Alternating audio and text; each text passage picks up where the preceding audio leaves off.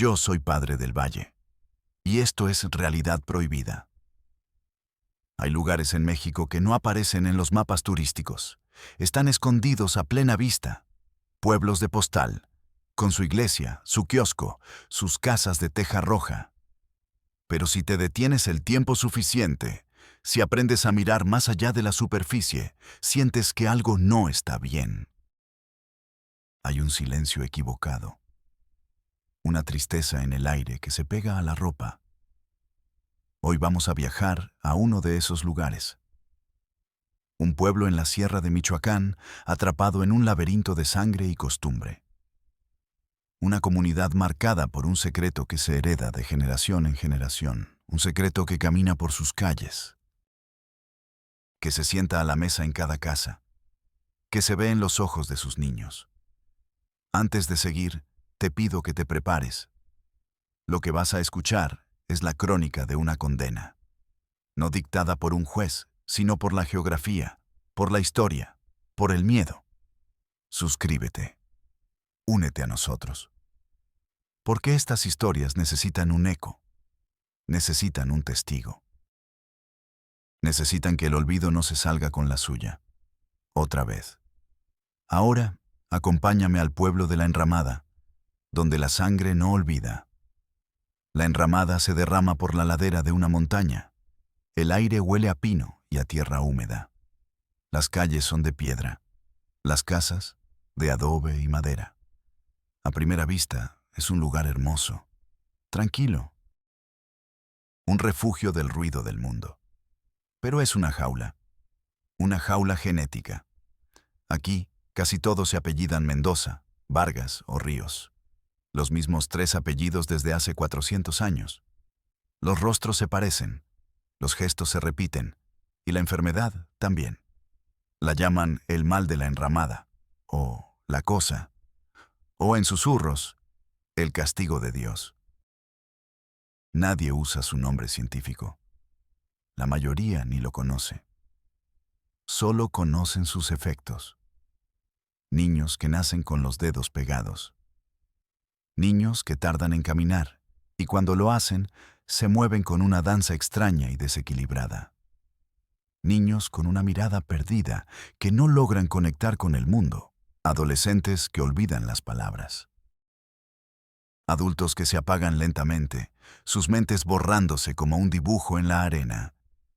No le pasa a todos, pero le pasa a demasiados, y todos viven con el miedo de ser los siguientes. De verlo aparecer en sus hijos.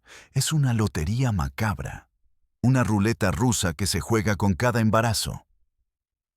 El mundo exterior no sabe nada de esto, o no quiere saber. La enramada es una estadística de pobreza, un punto más en el mapa de la marginación, pero es mucho más que eso.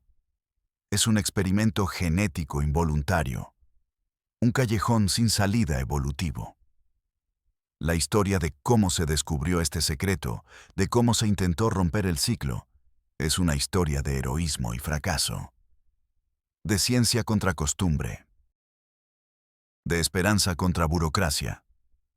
Es la historia del doctor Ricardo Arenas. Ricardo llegó a La Enramada en el verano de 2012. Tenía 28 años. Era un médico joven, recién graduado con honores. Lo mandaron allí para hacer su servicio social, un año obligatorio en una clínica rural. Llegó en su viejo coche, lleno de libros de medicina y buenas intenciones. Pensaba que iba a tratar gripas, diarreas, a suturar heridas de machete. No estaba preparado para lo que encontró. La clínica era una pequeña construcción de cemento al borde del pueblo, una sala de espera. Un consultorio, un pequeño almacén con medicinas básicas. La enfermera, Elodia, una mujer de unos 50 años, lo recibió con una mezcla de cansancio y curiosidad. «Bienvenido, doctorcito», le dijo. «A ver cuánto aguanta». Ricardo sonrió, sin entender la advertencia. Los primeros días fueron como esperaba. Ancianos con dolores de huesos. Mujeres pidiendo vitaminas, niños con tos. Pero a la semana empezó a notar el patrón. Una madre llevó a su hijo de 5 años, Samuel. El niño no hablaba, solo emitía sonidos guturales. Su forma de caminar era extraña. Tropezaba con sus propios pies. Ricardo lo examinó. Notó la sindactilia, los dedos de manos y pies, fusionados. Una malformación congénita, rara. Pensó que era un caso aislado. 2 días después, llegó otra familia. Una niña de 7 años. La misma mirada ausente, el mismo caminar inestable, los mismos dedos fusionados. Ricardo sintió un escalofrío. Le preguntó a la madre, ¿hay alguien más en su familia así? Mi abuelo era así, respondió la mujer, con una normalidad aterradora. Y un primo de mi esposo. Aquí es común, doctor. Es el mal del pueblo. Ricardo buscó en sus libros. Síndrome de Carpenter. Una enfermedad genética autosómica recesiva, extremadamente rara. Para que se manifieste, ambos padres deben ser portadores del gen defectuoso. La probabilidad aumenta exponencialmente en poblaciones con alta endogamia, donde los primos se casan con las primas, donde la sangre se estanca. Comenzó a investigar. Hizo un mapa del pueblo, un árbol genealógico. Lo que descubrió lo dejó sin aliento. Las 3 familias fundadoras, Mendoza, Vargas, Ríos, estaban tan entrelazadas que el árbol parecía más bien una red, una telaraña. Todos eran primos, lejanos o cercanos.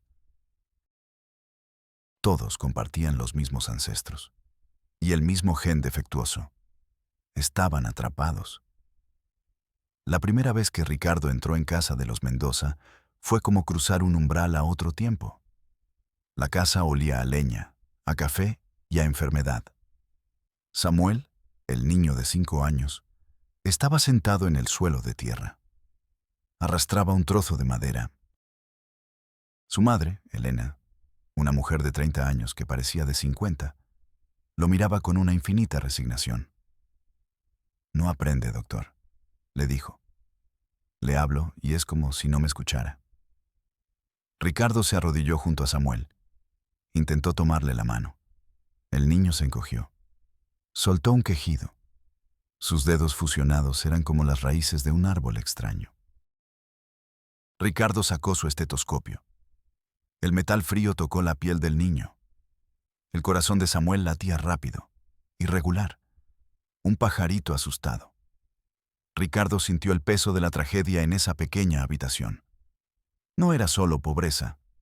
No era solo falta de educación. Era una condena escrita en el ADN. Salió de la casa. El aire fresco de la sierra le pareció un lujo. Se apoyó contra la pared de adobe. Le temblaban las manos. Sintió el sabor metálico del miedo en su propia boca. Esa noche, en la clínica, habló con Elodia. «Esto es una catástrofe sanitaria, Elodia. Hay que hacer algo». Elodia lo miró. Sus ojos cansados lo habían visto todo.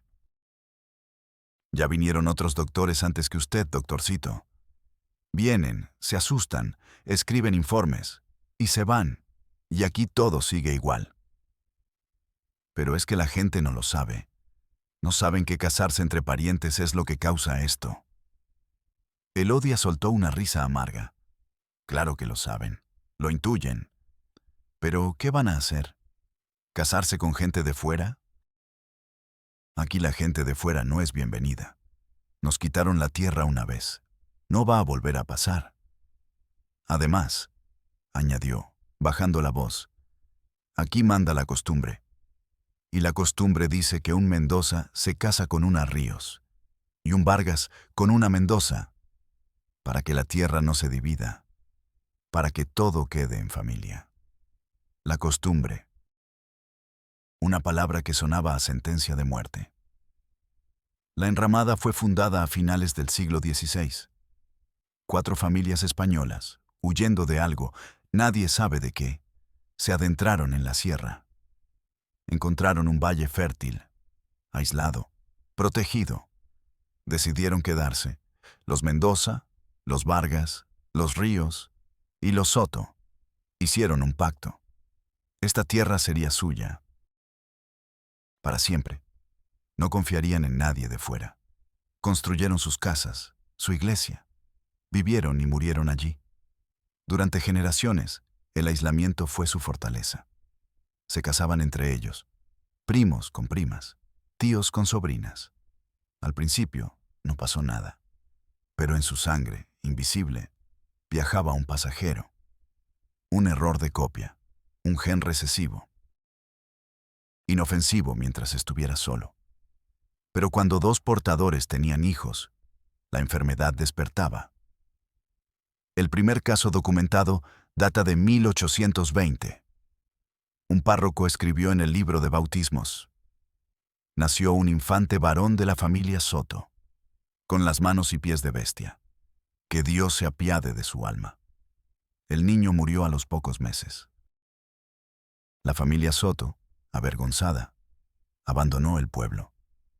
Nunca más se supo de ellos. Pero el gen ya se había esparcido. Estaba en la sangre de los Mendoza, los Vargas, los Ríos. El mal de la enramada se convirtió en parte del paisaje. Una cruz que algunas familias tenían que cargar. Lo escondían. A los niños enfermos los mantenían encerrados. Decían que se los había llevado un mal aire. ¿Qué era brujería? ¿Qué era un castigo por algún pecado olvidado? Nunca lo vieron como lo que era: biología, pura y dura. La costumbre de casarse entre parientes no se detuvo. Al contrario, se reforzó. Era una forma de protegerse del mundo exterior, de mantener la pureza de la sangre. Una pureza que, irónicamente, se había convertido en su veneno. Ricardo sabía que la educación era el primer paso. Organizó pláticas en la clínica. Con dibujos simples, intentó explicar qué era un gen, qué era la endogamia. Pocos asistieron. Los que fueron, lo escucharon con desconfianza. ¿Usted nos está diciendo que la culpa es nuestra? Swing, le dijo un hombre, un Mendoza. No es culpa, es ciencia, respondió Ricardo. Pues su ciencia va en contra de la palabra de Dios, y de nuestros padres, y de nuestros abuelos. Se levantaron y se fueron. Ricardo se quedó solo en la sala de espera, con sus dibujos y su frustración. Se dio cuenta de que no luchaba contra la ignorancia, luchaba contra siglos de identidad. Decirles que dejaran de casarse entre ellos era como decirles que dejaran de ser quienes eran. Elodia lo vio. No se rinda tan fácil, doctorcito, le dijo. Lo llevó a ver a don Aurelio, el hombre más viejo del pueblo. Vivía en una cabaña en lo alto de la montaña. Tenía casi 100 años. Sus ojos eran casi blancos por las cataratas, pero veían más que nadie. Ricardo le explicó todo. Don Aurelio escuchó en silencio, fumando un cigarro de hoja. Cuando Ricardo terminó, el anciano escupió en el suelo de tierra. Yo ya enterré a 2 hijos con la cosa, dijo con voz rasposa, y a 4 nietos. Vi cómo se iban apagando, cómo sus cuerpos se torcían y sus mentes se iban a otro lado. Sabemos que la sangre está cansada, doctor, pero el miedo a lo de afuera es más grande que el miedo a lo de adentro. ¿Miedo a qué? Zrenia preguntó Ricardo. A que nos quiten lo poco que tenemos, a que se rían de nosotros, a que nos traten como bichos raros. Usted es un buen hombre, doctor, pero usted se va a ir, y nosotros nos vamos a quedar aquí, con nuestra sangre, con nuestra tierra, con nuestra condena. Ricardo comprendió entonces la profundidad del abismo. El problema no era médico. Era social, era histórico, era existencial. Pero no se rindió. Si no podía convencer a los adultos, intentaría salvar a la siguiente generación. Necesitaba un programa de diagnóstico genético. identificar a los portadores, ofrecer consejo. Necesitaba pruebas, necesitaba un laboratorio, necesitaba dinero. Y para eso, tenía que salir de la enramada y enfrentarse a un monstruo mucho más complejo que la costumbre. La burocracia. Su primer intento fue en la jurisdicción sanitaria de Pátzcuaro. Logró una cita con el jefe, el doctor Morales. Un hombre de traje gris y sonrisa falsa. La oficina tenía aire acondicionado.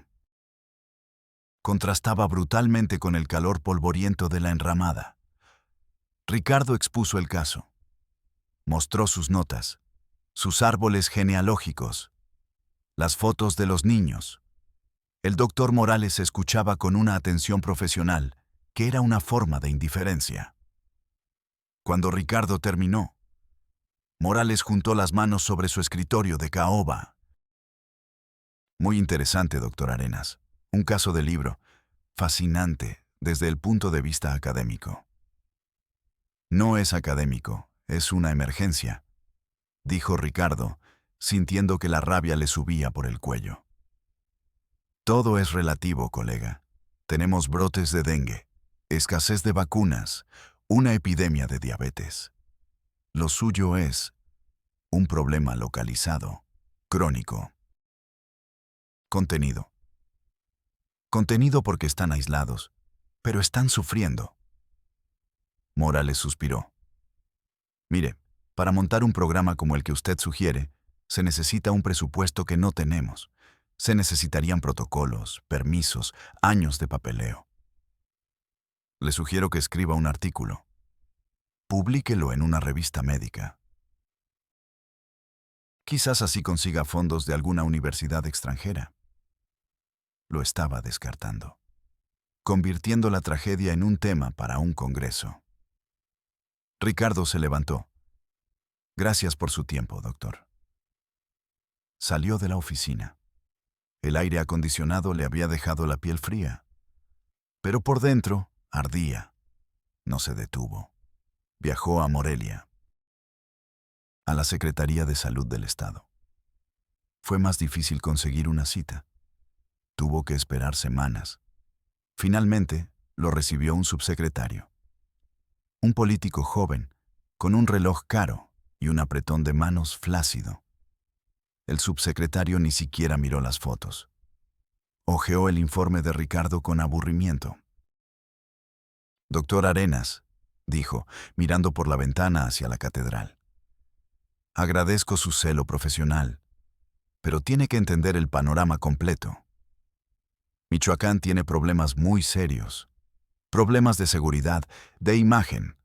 No podemos darnos el lujo de crear un escándalo. ¿Un escándalo? Se trata de salvar vidas.